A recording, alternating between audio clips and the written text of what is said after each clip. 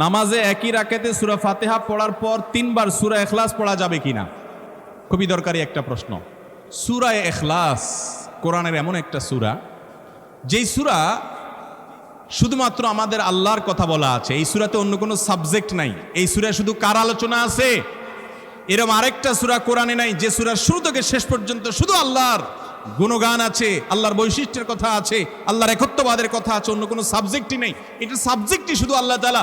এই জন্য এক সাহাবী এই সূরাকে খুব ভালোবাসতেন। তিনি মানুষের ইমামতি করতে গিয়ে সূরা ফাতিহার পরে অন্য যা পড়েন না পড়েন সাথে সূরা ইখলাস অবশ্যই পড়তেন। দুইজন সাহাবীর জীবনে এরকম ঘটনা পাওয়া যায়। একজন সম্ভবত মসজিদে কুবার বা এরকম কোনো মসজিদের ইমাম ছিলেন, আরেকজন জিহাদের ময়দানে এই কাজ করতেন। সাহাবীরা এসে বলছেন, ইয়া রাসূলুল্লাহ, উনি নামাজ পড়াইলে অনেক লম্বা সময় ধরে সালাত আদায় করে, আমাদের কষ্ট হয়ে যায়। নবীজি ডেকে বলছেন, তুমি কেন এই কাজ করো? বললেন, ইয়া রাসূলুল্লাহ, সূরা ইখলাস, এখানে আমাদের রবের কথা বলা হয়েছে, আমার রবের পরিচয়ের উল্লেখ দেওয়া হয়েছে।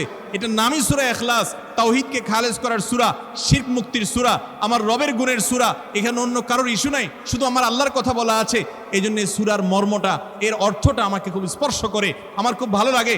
এই জন্য সূরা ফাতিহার পরে অন্য যা পড়ি না পড়ি, অতিরিক্ত সূরা হিসাবে, সূরা মিলার অংশ হিসাবে সূরা ফাতিহাটা আমি অবশ্যই পড়ি। নবী করিম সাল্লাল্লাহু আলাইহি ওয়াসাল্লাম বলেছেন, এই সূরার ভালোবাসায় তোমাকে জান্নাতে নিয়ে যাবে।